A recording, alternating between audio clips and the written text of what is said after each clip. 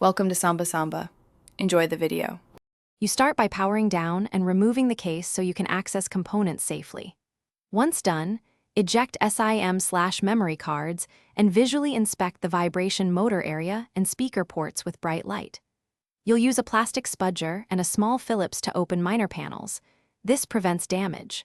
While you prepare isopropyl 90% and a soft brush, keep screws organized so reassembly is simple. These first steps set you up to diagnose whether the issue is software or mechanical. You now verify function. Run the built-in vibration test or use a diagnostic code so you know if the motor receives a signal. If the motor doesn't respond but the phone vibrates in safe mode, that points to software, otherwise it's hardware.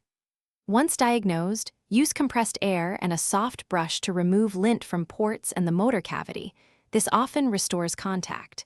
If you can access the motor, very gently clean around it with 90% isopropyl on a swab to remove grime. Avoid soaking nearby connectors. You finish by reseating cables and connectors. Loose contacts are a common cause. If the motor is damaged, replace it with an OEM or compatible unit following torque and placement guidelines. Once parts are back in place, reassemble in reverse order, making sure gaskets and screws align and aren't over-tightened. After power-up, run vibration, ringtone, and notification tests to confirm success. If vibration still fails intermittently, a key troubleshooting tip: test with a different OS profile or factory.